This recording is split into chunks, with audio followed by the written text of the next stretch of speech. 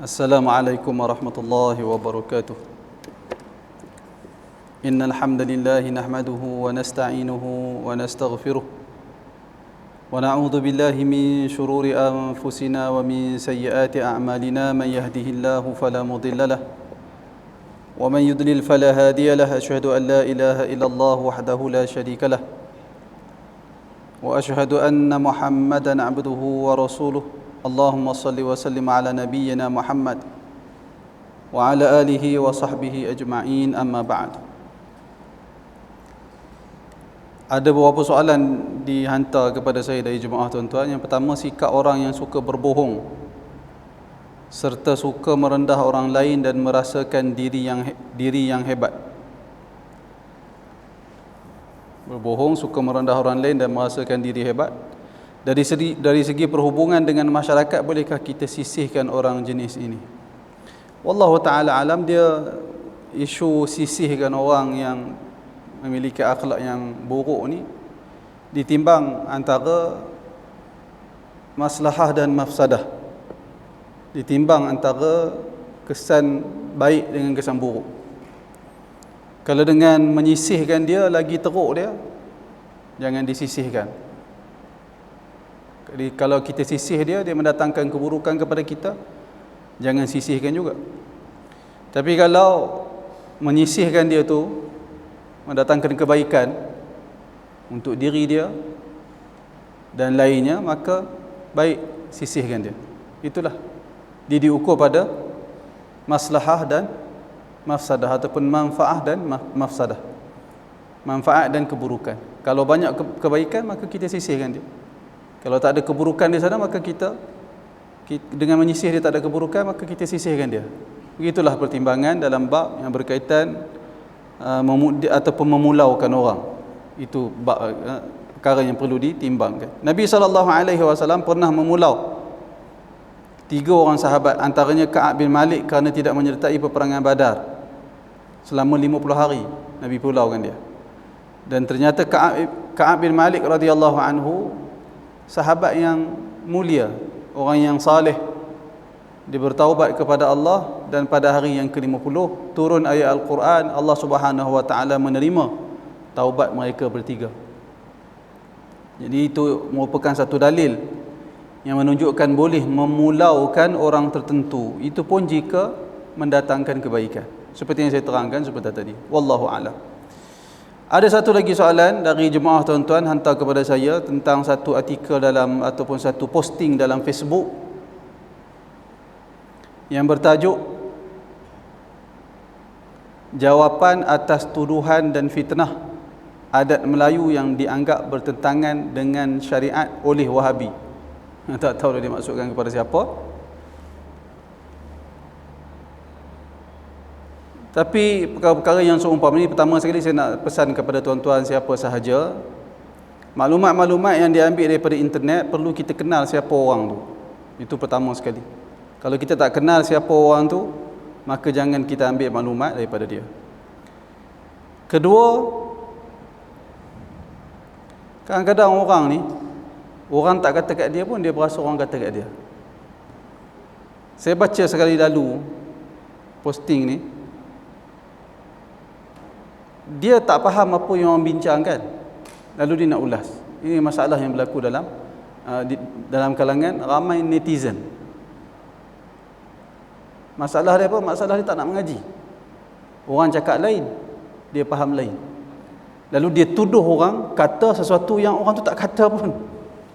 Contoh, orang kata zikir selepas salat tu jangan buat serentak dengan mikrofon, kerana perbuatan itu mengganggu orang yang salat. Kalau orang masbuk, ganggu orang. Doa, orang kata doa selepas salat, siapa nak berdoa selepas salat? Doa masing-masing. Tak perlulah doa pakai tekong. Dilakukan setiap waktu. Kerana setiap orang ada keperluan yang dia nak minta pada Allah, bukan sama dengan imam. Imam nak benda lain, jemaah nak benda lain. Jadi jemaah berhak untuk berdoa ikut suka dia nak minta apa pun. Orang cakap tu Orang cakap perkara itu, ada orang dia nak ulas juga, dia rasa dia pandai. Tu kaitan dengan soalan tadi tu, dia rasa pandai, dia rasa diri dia pandai. Lalu dia kata, pok-pok ni doa lepas sembahyang tak boleh. Pula. Siapa kata tak boleh sembahyang lepas doa? Siapa kata tak boleh doa selepas sembahyang? Doa lah, nak doa macam mana pun. Nak angkat tangan ke, tak nak angkat tangan ke, terpulang kepada semua orang. Doa tak payah angkat tangan. Astaghfirullahalazim. Kita telah berdoa di dalam salat, tak angkat tangan. Rabbighfirli warhamni. Bukankah minta tu? Wajburni warfa'ni. Ya Allah, tu ampunkan dosaku, rahmatilah aku. Bukankah minta tu? Tak ada angkat tangan pun. Dia jadi pelik. Doa pun tak angkat tangan. Astaghfirullah. Sebab itulah hang tak faham apa yang hang baca di dalam salat. Lepas tu hang pandai-pandai nak kata orang salah. Hang sendiri tu kena belajar. Nikmat, mengaji sedar diri sikit. Lebih kurang begitulah kalau orang kampung marah kan. Hang ni tak reti apa, sampai nak ulas semua benda. Lepas tu dia jajar. Pok-pok ni doa pun tak boleh. Ini orang Arab kata miskin. Bukan miskin harta benda, tetapi orang yang patut dikesihani. Kesian kat dia. Dia tak reti tapi dia nak cakap. Zikir. Sampai terpaksa bawa keluar zikir, panduan zikir. Nak nafikan. Sebab orang tuduh kita kata tak boleh zikir lepas salat. Siapa kata tak boleh zikir? Hadis-hadis yang sahih menunjukkan ada zikir dari Nabi SAW. Tapi kita habaq janganlah bertekong pula, pasti ganggu orang guna mic pula tu. Masing-masing berzikir lah. Ada orang nak bertasbih 33 kali, ada orang nak buat 10 kali saja. Ada orang nak buat 25 kali. Semua tu ada keluasan di dalam agama. Orang pejabat kelang kabut, dia kelang kabut ada urusan nak pergi ambil anak dia sebagai contoh. Tapi dia nak salat jemaah. Lepas salat jemaah tu dia nak zikir juga, tapi dia nak buat sedikit saja. Maka dia buat sendiri. Imam buat sendiri, semua jemaah buat sendiri. Semua orang Melayu kita ni tahu ada zikir, antara zikir selepas salat ialah tasbih, tahmid dan takbir. Maka biarkan mereka bertasbih, bertahmid dan bertakbir sendiri. Tak perlu nak bimbing apa. Bimbing orang baru masuk Islam boleh lah. Begitulah. Lepas tu dia pergi tuduh kita, kata tak boleh zikir. Ajaib. Ini satu orang yang ajaib. Jadi kebanyakan netizen tu itulah cerita dia. Dia tak tahu tapi dia cakap. Baik, kita tengok. Saya tak jawab semua. Yang sempat saya ialah kita bukan nak ingat semua hadis-hadis tu. Yang sempat kita buat saya makan, kita sebutlah. Kalau saya ada kesempatan, insya-Allah kuliah-kuliah akan datang saya akan jawab. Pertama dia kata, mendengar berita kematian. Dikatakan adat Melayu hanya membaca Al-Fatihah saja. Siapa kata? Tak tahu. Kita pun tak tahu. Dikatakan adat Melayu hanya membaca Al-Fatihah saja. Dia jawab. Dia buat soalan, dia jawab. Pertama kita tak tahu siapa dia kata. Kita pun tak tahu. Jawab, yang dibaca adalah ta'ziah. Inna lillahi wa inna ilaihi raji'un. Itu ada dalam hadis. Hatta bukan setakat ada dalam hadis, ada dalam Al-Quran. Orang beriman itu idza asabathum musibah qalu inna lillahi wa inna ilaihi raji'un.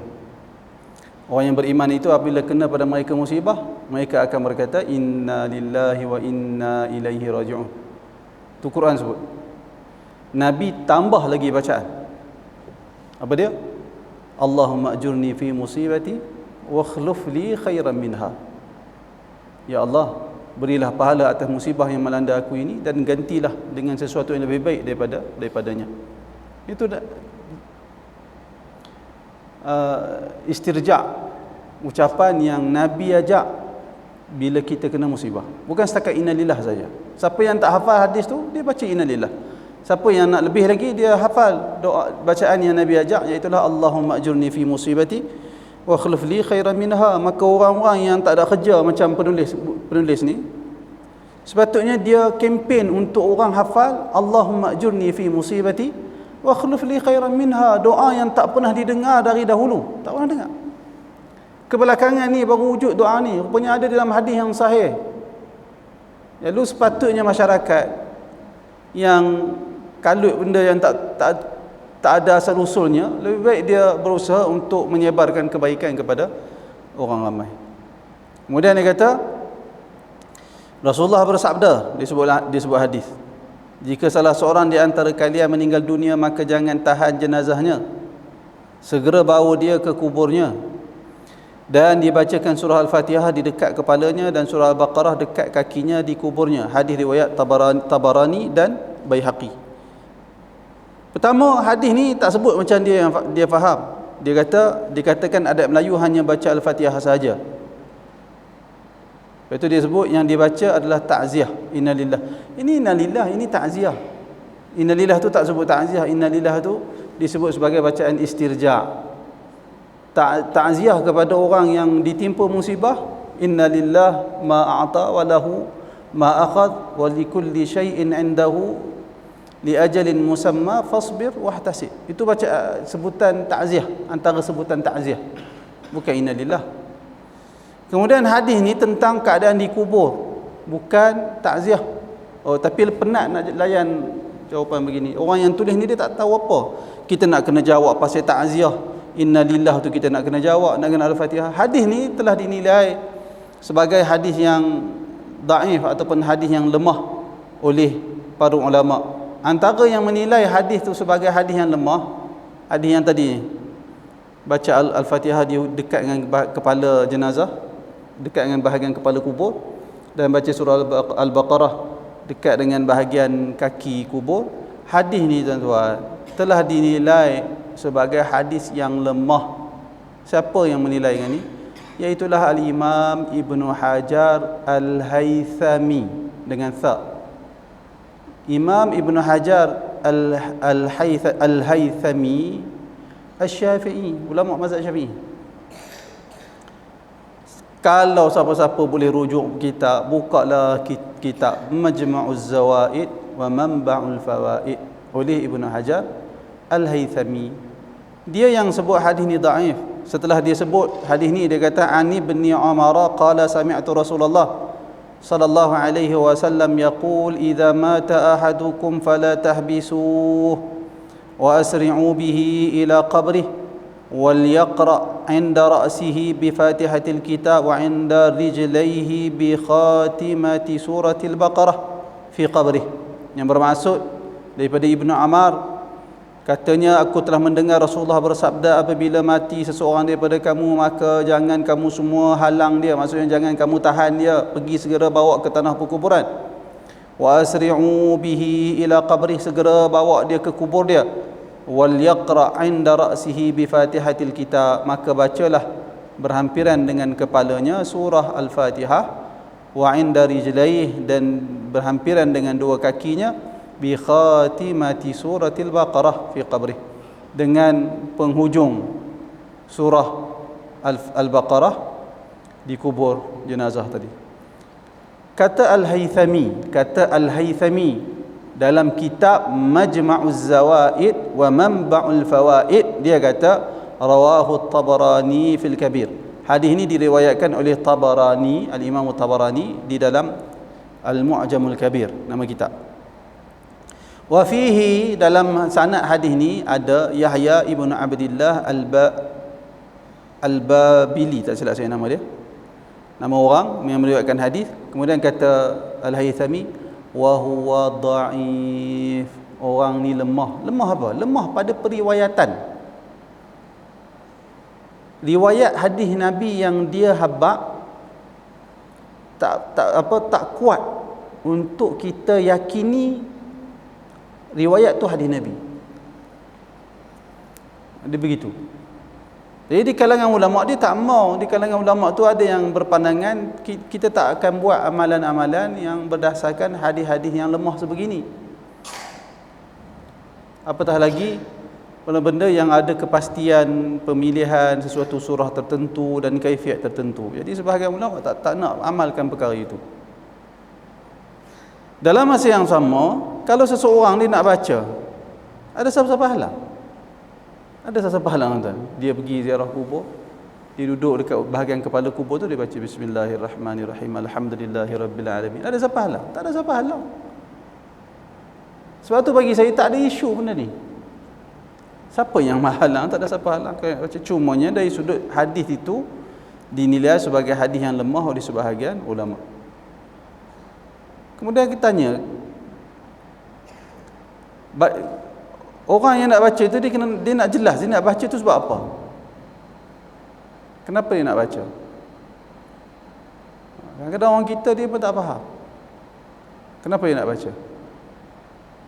Bila ada kematian, sekarang ni yang dikritik, sebahagian ustaz kritik, saya juga, saya tak ada amalan dalam masyarakat yang perlu diperbetulkan. Apa dia? Bila dengar berita kematian, tuan-tuan pada hari ini saudara kita seorang lagi telah kembali ke rahmatullah, marilah sama-sama kita membacakan Al-Fatihah. Ini satu negara buat dalam TV paling beracun. TV ni kalau dia tak beri contoh yang baik, habis masyarakat. Lalu kita pun Al-Fatihah, kita pun baca Al-Fatihah. Tuan-tuan, kalau kita tanya kepada masyarakat, kita baca Al-Fatihah tu untuk apa? Untuk apa?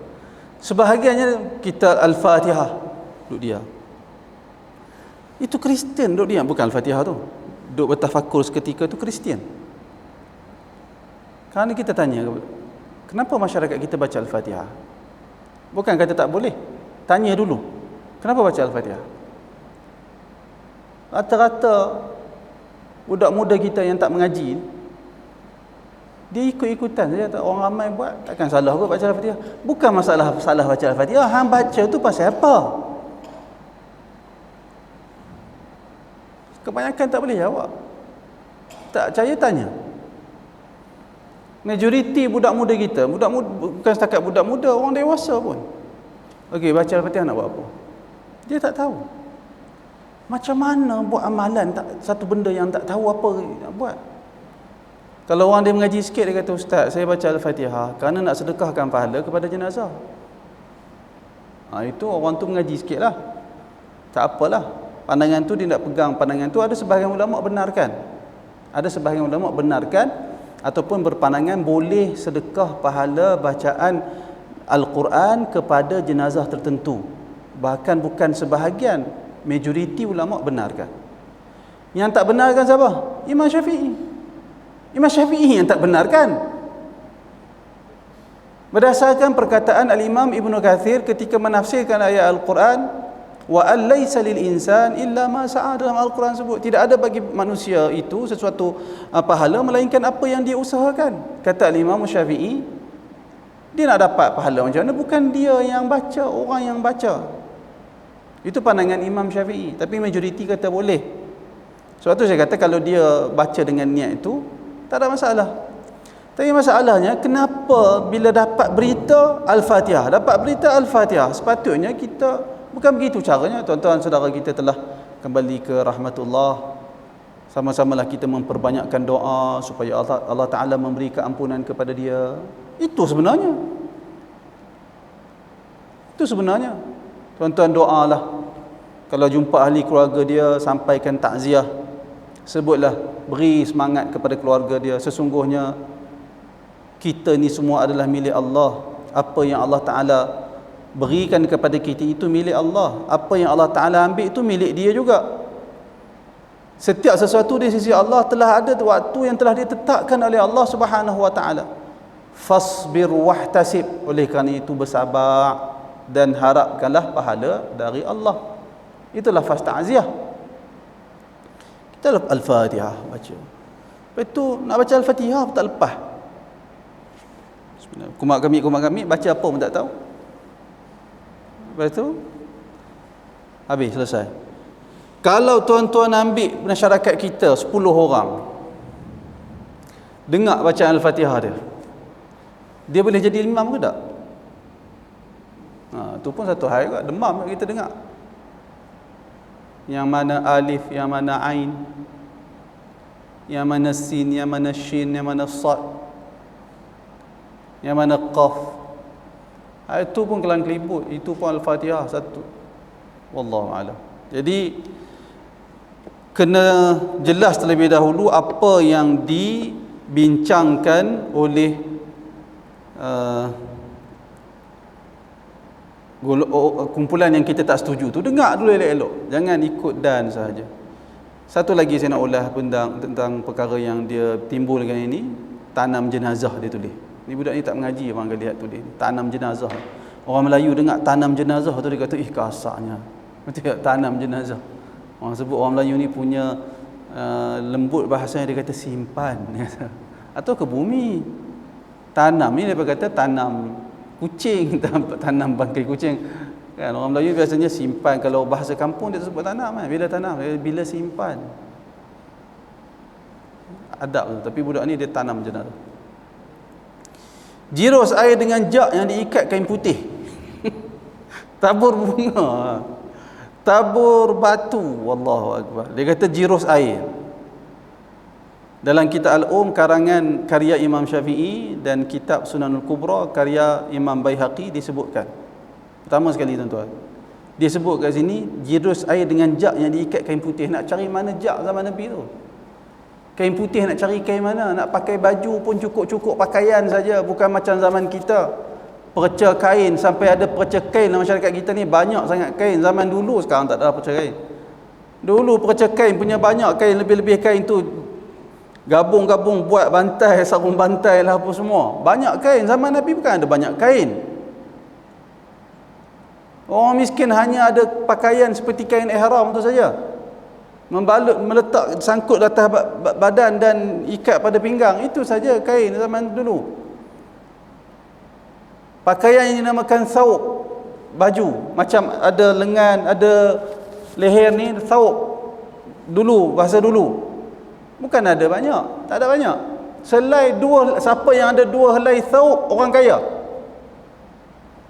Siapa yang ada dua helai thawb zaman Nabi dulu, dia nama thawb. Thawb tu sekarang ni jadi baju lah, jadi maksud baju. Dua helai kaya dah dulu. Sekarang ni ada orang miskin ada baju dua helai ya. Mana ada? Lebih daripada tu. Kain putih, tak ada kain putih, tak ada. Tabur bunga. Apa pun benda ni kadang-kadang letih nak layan kadang-kadang. Apa pun kita nasihatkan orang yang rajin tulis macam ni, panjang dia tulis ni. Kita habaq kat dia sebelum hang rajin tulis panjang-panjang ni, hampir mengaji dah mudah. Hampir mengaji, dengar elok. Tadi saya dengar kuliah ceramah daripada seorang Syekh Saleh Ibn Awad Al-Maghamisi. Dia cerita tentang seorang hamba Allah. Nak sebut nama ke tak tahu, tapi dah meninggal, tufiya. Orang Arab, orang Qasim Saudi. Nama dia Abdullah Al-Qasimi. Abdullah Al-Qasimi, orang Qasim Saudi lah. Kenapa cerita ni tuan-tuan? Saya baru dengar hari ni. Apa ceritanya? Dia ni orang Saudi, kemudian dia pergi ke Mesir belajar. Masuk Al-Azhar tak silap saya. Dia sentiasa menjawab, ada sahaja fitnah dari pihak lain, dia jawab. Dan dia ni orang pandai. Dia baca, dia ingat. Orang pandai lah. Sehingga nama dia disebut di dalam salah satu khutbah di Masjidil Haram, atas jasa dia, sumbangan dia menjawab tohmahan-tohmahan terhadap agama Islam zaman dulu, awal 90-an tak silap saya. Kemudian tuan-tuan tahu apa jadi last kali dia. Kalau ikut cerita Syekh Maghamisi tu, dia kata selepas tu dia bergaul dengan orang-orang yang tak ada akhlak ni, tak tahu sebab apa.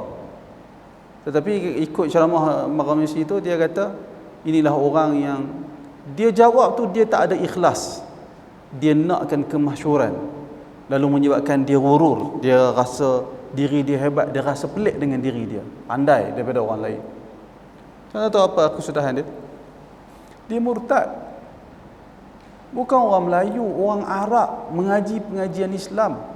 Ulama iktiraf keilmuan dia. Akhir sekali dia murtad. Akhir sekali dia murtad. Murtad terkeluar daripada Islam. Dia buat beberapa buku. Macam mana boleh tahu murtad? Dia buat beberapa buku, 2-3 buku kitab. Dia serang Islam hatta dia mencela Allah Subhanahu Wa Taala. Jangan main.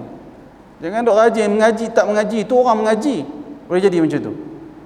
Ni tak mengaji apa, kita tengok cara dia tulis tu pun kita, dia ni budak ni tak reti apa ni. Budak ni tak reti apa. Wallahu a'lam. Mudah-mudahan Allah Taala beri hidayah kepada dia dan kepada kita juga. Wallahu a'lam. Baik, kita sambung semula kitab kita. Kita berhenti pada muka surat 166 pada edisi Jawi. Edisi Rumi saya tak pasti berapa. 150 lebih kot. Kan? 155. Qala al-muallif rahimahullah. Kata penulis kitab rahimahullah. Perkara yang ketiga berkaitan dengan keimanan kepada hari kiamat. Kata dia tanda-tanda berlakunya kiamat. Kita wajib beriman. Maksudnya dia nak sebut tentang sebelum berlaku kiamat ada beberapa tanda yang akan berlaku seperti yang dikhabarkan oleh Rasulullah sallallahu alaihi wasallam. Kata dia kita wajib beriman bahawa pertama, kiamat itu tetap berlaku tanpa syak lagi. Ini perkara yang menjadi rukun kepada keimanan. Salah satu daripada rukun keimanan, yakni setiap orang yang mengaku dia beriman kepada Allah dan Rasul, wajib dia meyakini kiamat dalam erti kata akan musnah segala alam ni akan berlaku. Sebab apa kita kata begitu? Sebab Al-Quran sebut, hadis sebut. Sebab Allah bagi tahu, hadis bagi tahu, bukan tok guru bagi tahu. Sebab Al-Quran Allah Taala bagi tahu, Nabi bagi tahu dengan hadis yang sahih. Maka wajib orang yang mengaku dia beriman kepada Allah dan Rasul meyakini dunia ni semuanya akan musnah, hancur. Dinamakan sebagai qiyamah. Bahasa Melayu sebut kiamat. Itu pertama, kena yakini. Yang kedua, masa berlaku kiamat Allah sahajalah yang mengetahuinya. Bila berlaku kiamat? Tadi ustaz kata dunia ni akan musnah, hancur. Sekarang kami nak tanya bila. Bila tu tak ada siapa tahu melainkan Allah Subhanahu wa taala. Kata penulis kitab, di kalangan manusia tidak ada siapa yang mengetahuinya, hingga para nabi dan rasul pun tak tahu. Bukan setakat para nabi dan rasul pun tak tahu, hatta para malaikat pun tak tahu. Hadis yang dikenali sebagai hadis Jibril, masyhur dalam masyarakat kita. Hadis yang agak panjang juga. Salah satu hadis yang diriwayatkan, salah seorang meriwayatkan hadis itu adalah Umar bin Al-Khattab radhiyallahu anhu. Umar ni tak banyak riwayat hadis. Pasal orang pahlawan, orang memimpin negara, dia tak sempat nak riwayat hadis, tapi dalam ada juga diriwayatkan hadis. Salah satunya hadis Jibril. Ketika Umar bin Al-Khattab berkata, bainama nahnu julusun 'inda Rasulillah sallallahu alaihi wasallam dzata yaumin, satu hari ketika kami ramai-ramai duduk bersama dengan Rasulullah sallallahu alaihi wasallam, id tala'a alaina, tiba-tiba muncul ataupun tiba-tiba datang rajulun, seorang lelaki kepada kami, syadidu bayadi thiyab, pakaian dia putih betul, putih bersih, wa syadidu sawadi sya'r, dan hitam elok rambut dia,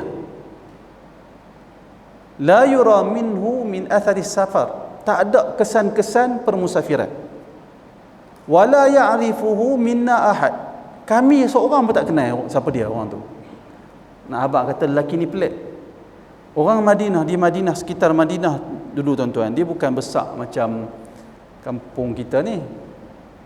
Kita besar macam tu, kita besar kan, dia berselera kehidupan manusia sekarang. Zaman Nabi tu, saya bagi tahu kepada tuan-tuan, Nabi dan para sahabat keseluruhannya tu, kawasan mereka tinggal tu tak lebih dari Masjid Madinah sekarang ni. Semua rumah mereka tertumpu ke kawasan tu saja. Mereka duduk dekat-dekat lah. Mereka begitulah, kawasan tak besar.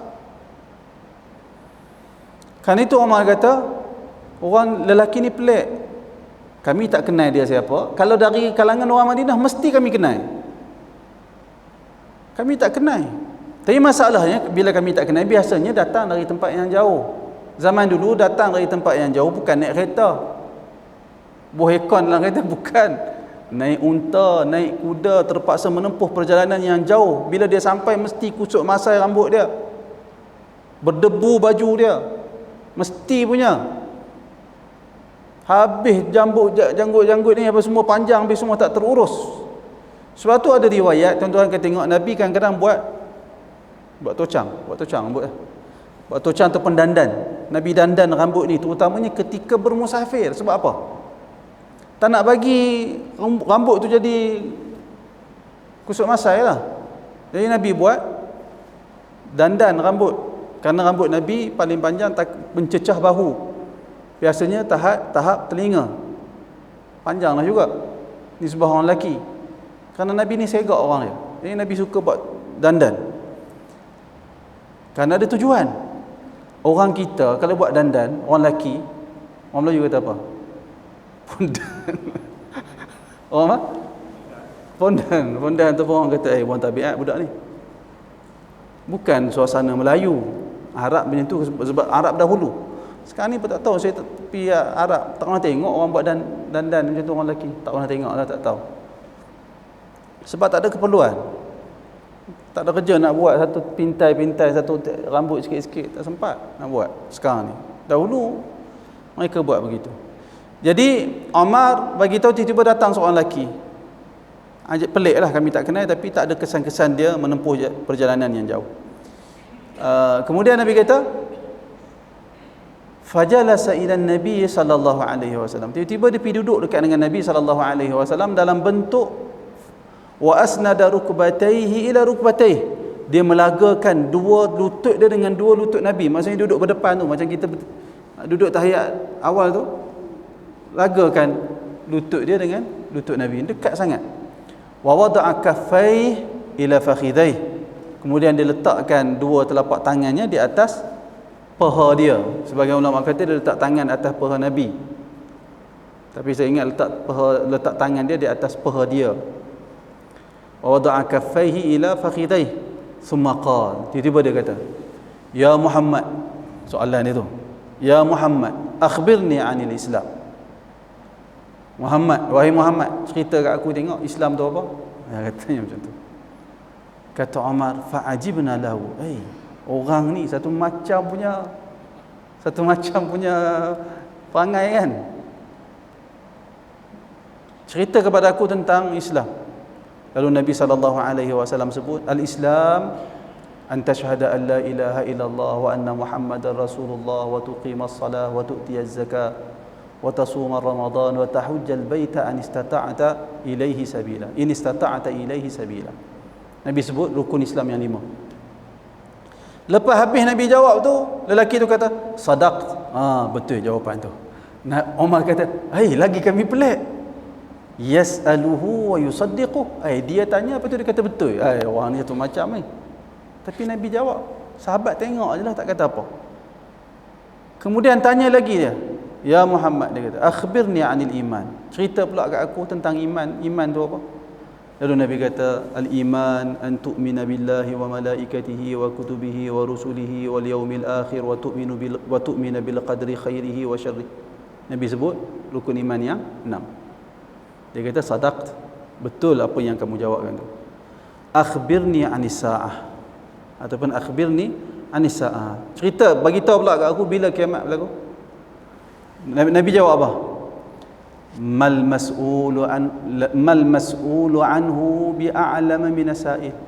Tidaklah aku yang ditanya ini lebih tahu dari orang yang bertanya. Maksudnya Jibril pun tak tahu, aku tak tahu, hang yang bertanya tu pun tak tahu. Nabi tahu yang datang tu Jibril.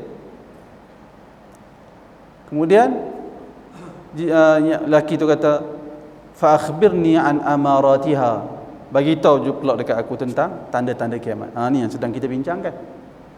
Lalu dalam hadis tu, antara yang Nabi bagi tahu, antural hufata ru'ata ailata dhi'a asyah yatatawaluna fil bunyan. Kamu tengok orang yang urah, tak cukup pakaian, orang miskin, hufah, tak ada selipar, ri'a asyah, mengembala kambing, yatatawaluna fil bunyan, berebut-rebut mendirikan bangunan yang tinggi.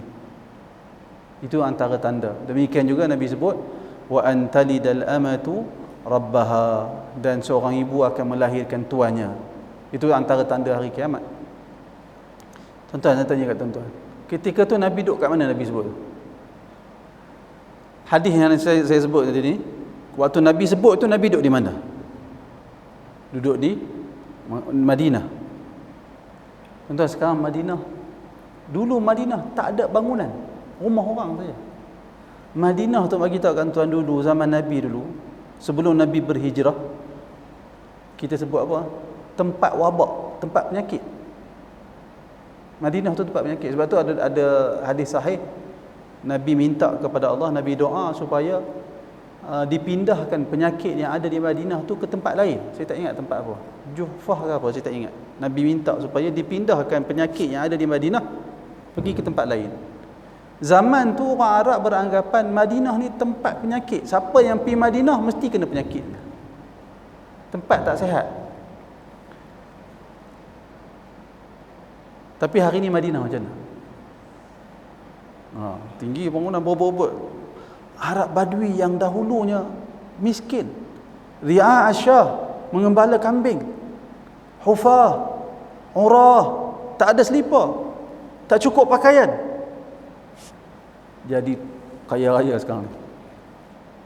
Jadi kaya raya. Berlaku tak tanda yang Nabi bagi tahu? Berlaku dah tuan-tuan. Jangan kita duk rasa macam taklah, kiamat lambat lagi, tak berlaku lagi. Tak berlaku apa, berlaku dah tu. Depan mata kita. Bukan setakat Madinah, Mekah pun naik. Tapi tanda-tanda kiamat ni bukan semestinya menunjukkan setiap tanda kiamat itu buruk. Tak. Jangan kita faham, patut Saudi ni orang jahat kot sebab mereka ni jadi tanda kiamat. Bukan. Salah satu tanda kiamat itu adalah Nabi SAW. Kerana pengutusan Nabi itu adalah Nabi akhir zaman. Tanda dunia ni telah sampai ke hujung usia dia. Jadi bukan semestinya setiap tanda kiamat itu menunjukkan tanda tu jahat. Tak semestinya. Antara ada tanda tapi dia bukan jahat, apa dia? Mahdi, Imam Mahdi. Nabi Isa akan turun dari langit, antara tanda-tanda besar kiamat. Tapi takkan kita nak kata Nabi Isa tu jahat. Tak semestinya begitu. Tapi ada tanda kiamat yang menunjukkan tanda tu jahat. Apa dia? Contoh, Dajjal. Contoh lain, Ya'juj dan Ma'juj, yang manusia tak boleh lawan punya, yang akan turun setelah Nabi Isa turun. Sehingga orang Islam, Nabi Isa tak boleh buat apa dengan Ya'juj dan Ma'juj. Tak boleh hadapi disebabkan mereka ramai. Mereka manusia tapi tak tahu jenis macam mana. Akhirnya Nabi Musa akan bawa orang Islam naik ke atas bukit. Lalu Nabi Isa berdoa kepada Allah. Lalu Allah Ta'ala turunkan wabak, tak silap saya, sehingga mematikan semua Ya'juj dan Ma'juj, sehingga membusuk mayat bangkai mereka. Lalu diturunkan, dihantar burung untuk memakan bangkai-bangkai Ya'juj dan Ma'juj, dan diturunkan hujan untuk dibersihkan bumi. Lalu selepas itu akan berlakulah tiupan angin dari Syam, tak silap saya dari Syam, yang akan dihidu oleh orang-orang yang beriman. Bila orang beriman hidu angin tu, semua mereka akan mati. Angin tu akan pergi cari orang beriman. Hatta orang beriman yang menyorok dalam gua, sebut dalam hadis, angin tu akan masuk, orang yang beriman tu hidu, mati. Kenapa? Kerana Allah tidak akan mengizinkan orang-orang yang beriman untuk berhadapan dengan goncangan kiamat. Nak kiamat dah dunia waktu tu. Lalu hiduplah orang-orang yang tidak ada iman sama sekali di dalam jantung hati dia. Sehingga kan Nabi kata, kiamat tidak akan berlaku melainkan berlaku terhadap sejahat-jahat manusia. Nabi sebut, yang bertemu, yang berhadapan dengan goncangan kiamat tersebut nanti adalah sejahat-jahat manusia. Melakukan hubungan lelaki perempuan di hadapan orang ramai. Hari ini dah ada, tapi orang beriman ada lagi, ramai lagi. Dan di zaman yang masyarakat yang melihat goncangan kiamat, tak ada seorang pun di kalangan mereka yang reti untuk sebut Allah, tak ada orang reti sebut. Maknanya paling jahat manusia tu. Sejahat-jahat Abu Lahab dengan Abu Jahal, dia reti sebut Allah. Sejahat-jahat Abu Jahal dengan Abu Lahab. Tapi masyarakat yang bertemu dengan kiamat paling jahat sekali. Jadi hadis tu menunjukkan bagaimana tak ada siapa tahu bila hari kiamat, melainkan Allah Subhanahu wa taala. Itu perkara kedua yang perlu kita tahu tentang kiamat. Ketiga, tidak ada seorang pun yang dapat mengetahui berapa lama lagi umur dunia ini. Tak tahu. Sebab kita tak tahu bila kiamat, dan kita tak tahu juga berapa lama lagi dunia akan kekal. Allah Ta'ala berfirman di dalam Al-Quran surah Al-A'raf ayat 187, yas'alunaka 'anis sa'ati ayyana mursaha qul innama 'ilmuha 'inda rabbi la yujalliha liwaqtiha illa hu thaqulat fis samawati wal ard la ta'tikum illa baghtah yas'alunaka ka'annaka hafiyyun 'anha qul innama 'ilmuha 'inda Allah walakinna aktharan nasi la ya'lamun. Yang bermaksud, mereka menanya kamu tentang hari kiamat bilakah terjadinya, wahai Muhammad. Katakanlah kepada mereka, habaq kepada mereka, wahai Muhammad, sesungguhnya pengetahuan tentang hari kiamat itu adalah pada sisi Tuhanku sahaja. Allah Ta'ala sahaja yang tahu. Aku tak tahu, Jibril tak tahu, siapa pun tak tahu. Tidak seorang pun yang dapat menjelaskan kedatangannya.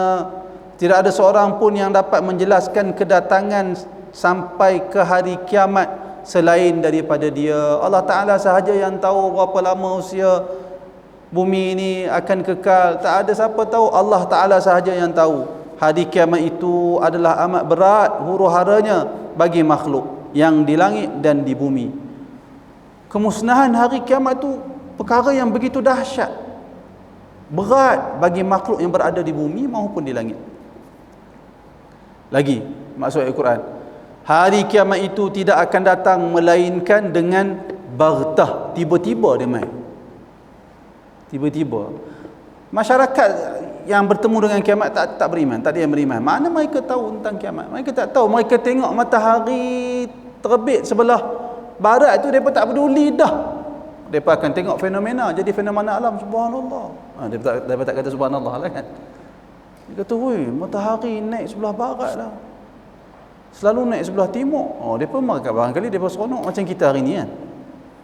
Gerhana bulan tu tuan-tuan, gerhana matahari tu zaman Nabi, bila berlaku gerhana, Nabi takut, sahabat takut. Karena tu bila berlaku gerhana, kita disuruh banyak istighfar, astagfirullah, astagfirullah, segera bertaubat. Kerana gerhana matahari dan bulan tu memberitahu kepada kita bagaimana Allah mampu mengubah sistem planet ni tak sama seperti biasa. Maka hampa kena ingat bagaimana Allah Ta'ala akan mengubah sistem planet ni. Demikian juga Allah Ta'ala bukan setakat mengubah, akan menghancurkan semua planet ni. Kena ingat akhirat. Lalu Nabi banyak istighfar, Nabi suruh bersedekah, siapa yang mampu bersedekah. Nabi suruh salat sunat khusuf dan kusuf, gerhana matahari dan bulan. Kita oh insya-Allah cantik gerhana, berebut tak tengok gerhana macam mana. Dia jadi lain. Itu orang beriman. Bagaimana masyarakat yang tidak beriman yang akan bertemu dengan hari kiamat nanti? Sudah tentulah matahari terbit sebelah barat, dia rasa macam biasa, seronok. Masya-Allah. Dia kata, oh berlainan alam telah menjadi lain. Wallahu alam. Kita berhenti seketika untuk azan.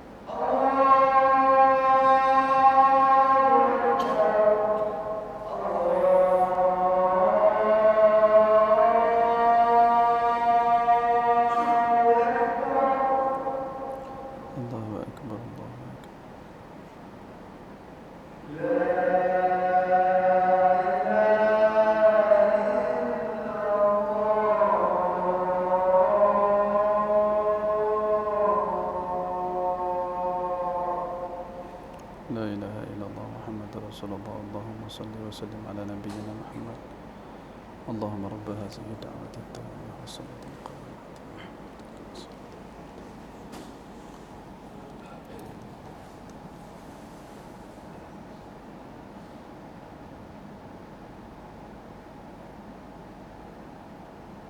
Jadi hari kiamat tidak akan datang melainkan dengan tiba-tiba.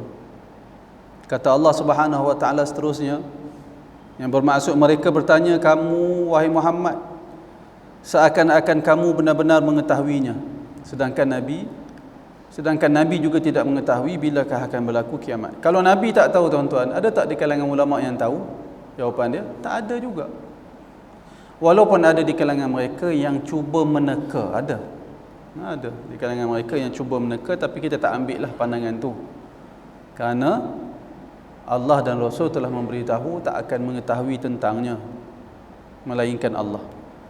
Katakanlah wahai Muhammad, sesungguhnya pengetahuan tentang hari kiamat itu adalah di sisi Allah, tetapi kebanyakan manusia tidak mengetahui.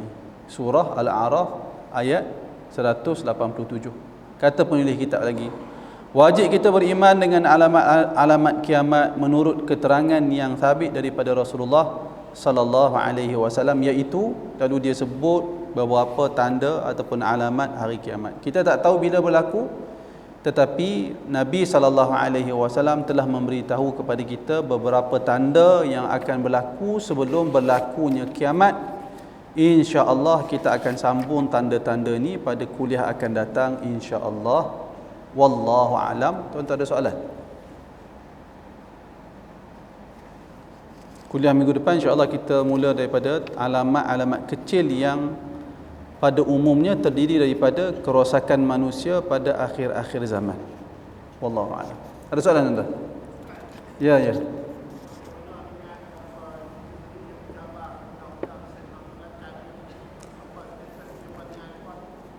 Tentang apa?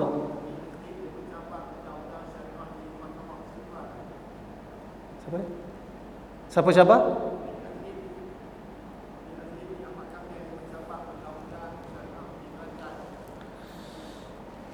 Wallahu alam, saya tak ada maklumat banyak tentang perkara itu, tapi setahu saya ada NGO seperti MAPIM apa semua buat bantahan, tak silap saya. Tapi perkembangan terkini saya pun tak ada maklumat banyak tentang perkara itu. Minta maaf banyak. Wallahu alam, tak ada maklumat banyak tentang perkara itu. Ya, sama. Ada soalan lain?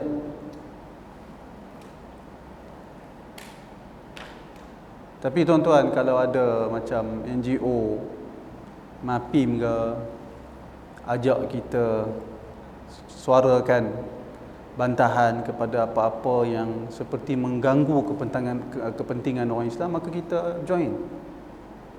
Jangan kita buat sampai tak tahu, lantak pilih nak jadi apa pun. Tak boleh begitulah. Apa yang kita mampu buat, kita buat. Negara ni negara kita atau negara orang lain? Negara kita.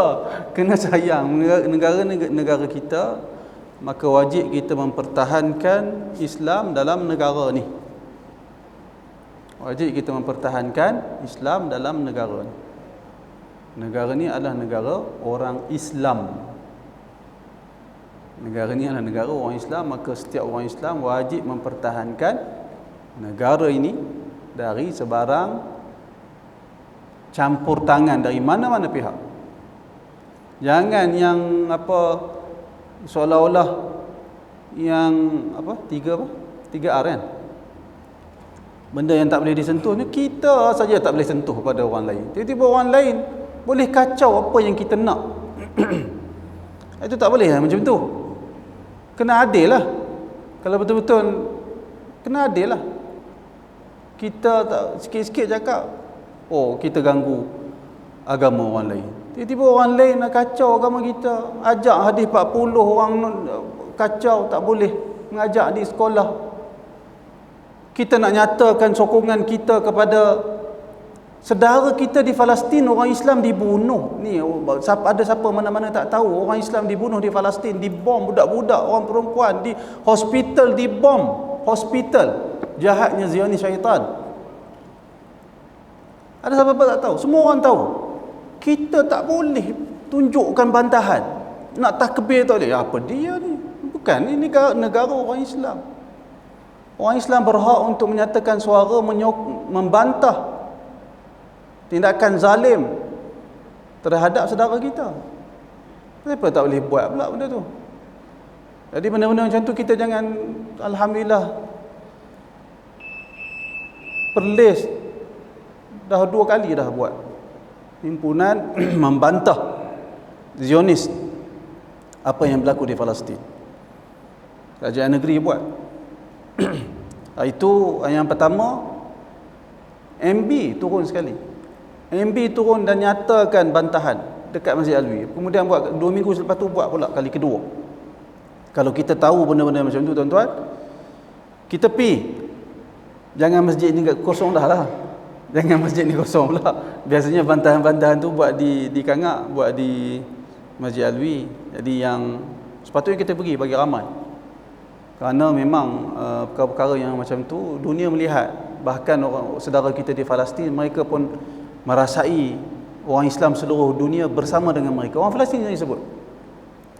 Orang Palestin sendiri sebut kalau ada demonstrasi ataupun tunjuk apa, kita demonstrasilah, berhimpun menyatakan sokongan kepada rakyat Palestin dan membantah tindakan Zionis Yahudi, mereka suruh join. Kerana orang Palestin semangat, maknanya mereka tidak keseorangan. Mereka faham kita tak boleh bantu mereka dalam negara kita, mereka faham, tetapi mereka nakkan sokongan kita, maka kita pergi ramai. Mereka tengok tu, mereka rasa, tuan-tuan bayang tengok, mereka sebut orang Malaysia, dia sebut negara-negara tu. Antara yang mereka tengok memang menyokong perjuangan mereka, Malaysia dia sebut, Indonesia dia sebut. Jadi kita beri sokongan. Siapa yang boleh beri sokongan harta, wang ringgit, salurkan kepada pihak kerajaan. JAKIM ada buat tabung kutipan, salurkan bantuan kepada JAKIM.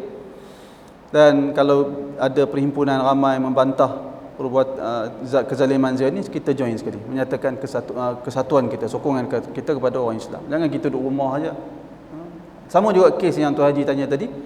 Kalau kita tahu kita mampu, kita ada kelapangan, pergi sokong orang Islam, perkara yang membabitkan keberlangsungan agama Islam di dalam negara kita ni. Negara kita ni, bukan negara orang lain, negara kita. Wallahu a'lam. Mudah-mudahan ada manfaat untuk kita semua. Aqulu qawli hadha wa astaghfirullahal azim li wa lakum. Assalamualaikum warahmatullahi wabarakatuh.